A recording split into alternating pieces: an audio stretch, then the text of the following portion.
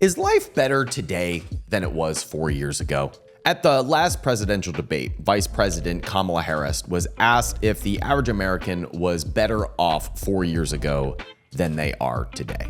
Now, true to any politician, she didn't answer the question. She provided some canned answer about her plan to help the middle class, and Donald Trump was preparing his favorite Haitian dog recipe. They're eating the dogs, they're eating the cats, they're eating the pets of the people that live there. I kind of got mad at this answer from Kamala. And I know every politician has their canned responses, but it sent me down a rabbit hole because I wanted to answer this question for myself. I looked at this and said, does anyone remember 4 years ago? Does anyone remember the year that was 2020? In case you forgot, 2020, not a fun year. 1 out of 5 stars. Great success. In 2020, most of us were concerned about things like hyperinflation. We were concerned about government overreach. We were concerned about the pandemic spreading. We were concerned about what the vaccine would do and what the long-term consequences would be. There were very serious concerns in 2020, so much so that I have peers who were preparing for civil war, for civil unrest, who were stocking up food for years and preparing for what they called the fourth turning, or the undoing of America. Yet despite all of the warnings and concerns about hyperinflation or even civil war, we as a society have continued to move forward over the last 4 years. And there have been incredible innovations at a record pace in things like artificial intelligence, self-driving cars, healthcare, even space travel. Since just the year 2020, the stock market is up almost double. GDP has expanded despite the fact that we've gone through 2 recessions. And there are more opportunities to start businesses for entrepreneurs than ever. Now, this is not unique to the last 4 years. If we look at Donald Trump's term from 2016 to 2020, we were riddled with uncertainty and political division, and yet we as a society continue to expand by almost every objective measure. So let's look at the last 8 years so that we can cover one presidential term from someone that you probably don't like and one term from a president that you probably liked. In the last 8 years, since 2016, the broad stock market, as measured by the S&P 500 index, is up almost 3 times. Up 3 times in 8 years. GDP is up over 50% in just 8 years. Bitcoin has gone from $500 a coin to over $70,000. We've had 2 recessions, and each one was the shortest in history. We had one in 2020, and that was the shortest on record. And then we had another one 2 years later, and that one was even shorter. And contrary to the World Economic Forum depopulation agenda, the population of the world has gone up by 500 million people in the last 8 years. But first, why does this matter? Why do I care about this so much? And guys, it's honestly because I really struggled with this earlier in my life. I was in college during the 2008 financial crisis, and I was an economics student during that time. And I was scared. And a lot of people around me were scared. And I was listening to a lot of voices out there who were warning about how bad the collapse was going to be and how long we would be in it. And I also happened to be starting my first business at the same time. So I was making money from my college dorm room and also really scared about the state of the world. And I didn't know what to do. And so I sort of froze. I didn't bet on my business getting bigger because I was afraid of what was going to happen in the world. I didn't invest the profits that I was making in my business because I was afraid that the economy could melt at any time. And so as a result, I missed out on so many opportunities for years because I was afraid because of the voices that I was listening to in the media. I felt uncertain, so I didn't build for the long term. And as a result, I not only missed out on millions of dollars worth of opportunities, but I also got deeply unhappy. I started seeing the world through a very fearful lens. I started trying to consume as much information as possible so that I could prepare for the next great challenge that we would go through. And that didn't make me happy. and it didn't make me successful. And even though I believed so strongly that I was correct and that the world was going to hell in a handbasket, the economy boomed. Markets expanded. New opportunities came on the scene. And so I had to adjust my worldview. I had to question if the fearful narrative that I had about the world was true. And today, I see a lot of entrepreneurs going through this same uncomfortable transition that I went through back in 2008, where there's a lot of uncertainty and there's a lot of voices saying what they think is going to happen in the world. And as a result, people for the first time are going on defense rather than betting on things getting better in the future. And that's why I think this matters so much. Despite all of these challenges, we as a society have continued to march on and continue to innovate at a record pace. Yet despite this, we don't feel it. We don't feel more abundant. We don't feel like the world is getting better. We don't feel like we have more opportunities today than we did 10 years ago. We don't feel like the world is a better place. Instead, most of us feel like the world and even our lives are worse off than they were a handful of years ago. We are more stressed, we are more anxious, we are more divided because we are constantly beamed the bad news in the short term rather than paying attention to the progress that we're making over the long term.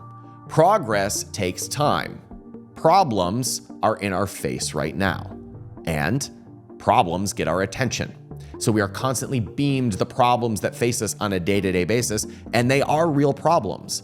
But we miss the entire progress that is happening in the background because of innovation, because of capitalism, because of entrepreneurs like us who are betting on the world getting better over time. In fact, we're the ones who are creating a better world over time. Because we're the ones who say, I want to create a better life for myself. I want to create a better life for my family. And in order to do that, we must bet on the world getting better so that we can create the products and the solutions and serve our customers in a way that is more abundant than we believe the world is today. So if we're going to thrive in the next chapter, we have to turn our attention away from the short-term problems and put our attention into creating a better long-term future and betting on things getting better over time. I laugh when people talk about late-stage capitalism because capitalism as an idea is really only about 200 years old. The Wealth of Nations was published in the late 1700s, and information spread a little bit slower back then. There was no Amazon.com where you could order a book. They didn't even have ChatGPT to summarize books. Ideas spread a lot slower back then. So the idea of free market capitalism is really only in our culture for about the last 200 years. And in that time, we've made incredible progress. Here's what I found. Since the dawning of capitalism, 83% of extreme poverty has been eradicated.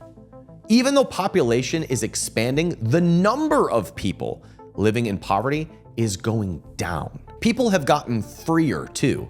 Despite the media narrative that capitalism is exploitative, an entire worldwide industry of slavery was eradicated from the planet within one generation of free market capitalism taking a hold of our ideas and culture. That was because for the first time, capitalism said, you have rights, and you have rights to keep what you earn, and you can keep the fruits of your labor. For the first time, we recognized that human beings had sovereign rights. That was a uniquely capitalistic idea. And because of that, people have gotten freer since the dawning of capitalism. If you know anyone who's old enough to remember the year 1950, then they've seen a 100x increase in GDP in their lifetime.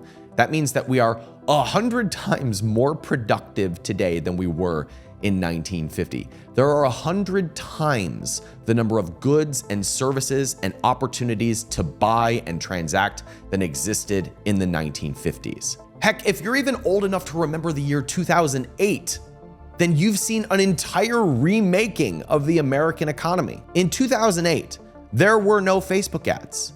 There was no Amazon FBA. There was no TikTok. There was no Instagram. There was no like button on Facebook.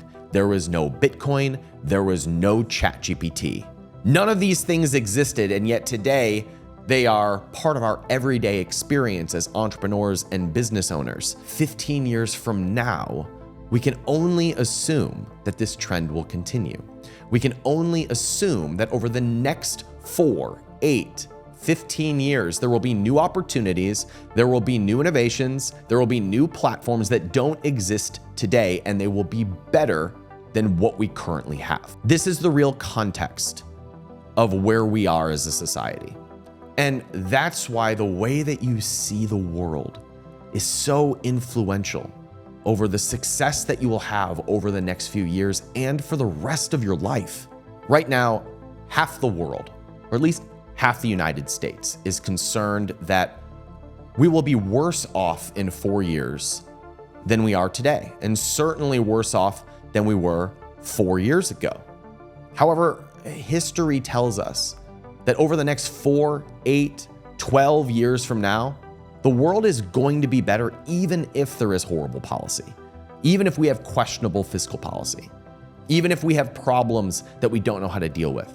History tells us that things will continue to expand. My question to you is, which worldview is more helpful in building the life that you want? Is it more helpful for you to prepare for disaster?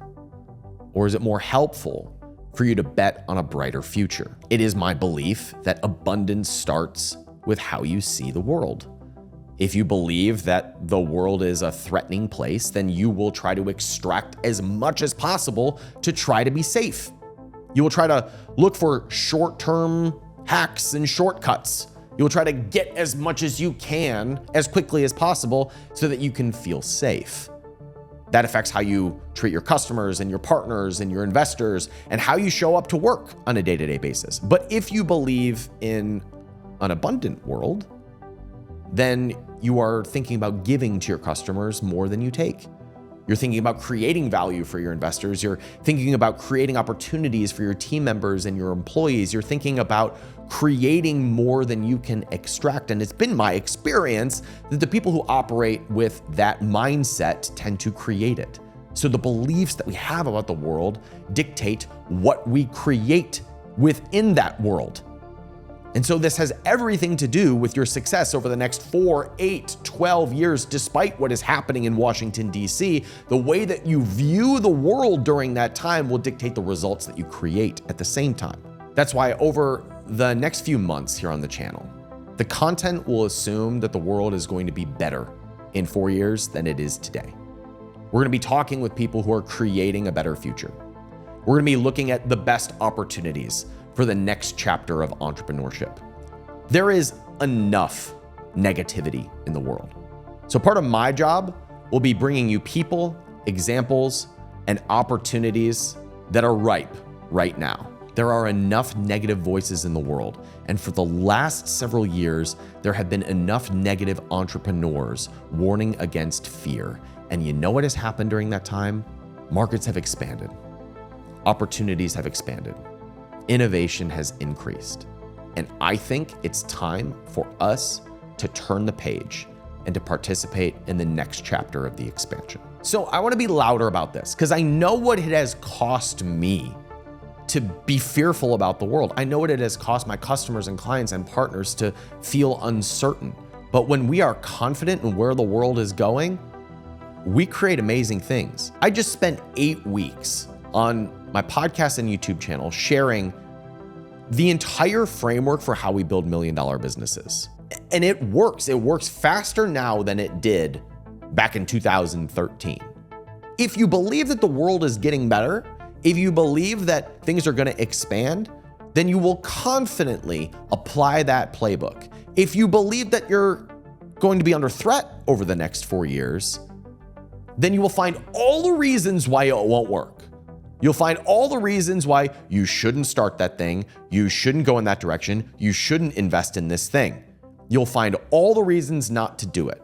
But if you know that the world's getting better, and if you believe that things are expanding, then you'll find every reason why it will work. You'll find every reason to bet on the idea that you're excited about because there are resources that make it possible. And you know what happens? Whichever one you believe, you will create. I realize that not everybody is going to agree with an optimistic worldview, and that's okay. That's their own journey. I've chosen to believe that the world is going to continue to get better. And guess what? I find evidence for it everywhere. And I find that to be a helpful framework for seeing the world and an empowering reason for me to build my businesses and to invest the profits and create long-term wealth and create more opportunities.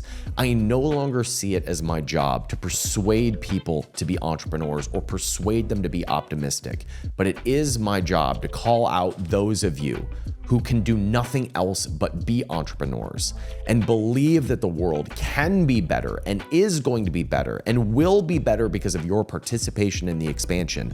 It is my job to call you out and to empower you with the resources and the frameworks and the playbooks that make it possible for you to create that in the world. And if that's you, and if you need some help, there are free resources at capitalism.com that can help you get started on your road to building $1 million business and beyond. Best place for you to get started is over at capitalism.com/playbook. That is our free course, our free resources, our best case studies for entrepreneurs who have built $1 million businesses using our framework. And if it's not my framework, that's fine.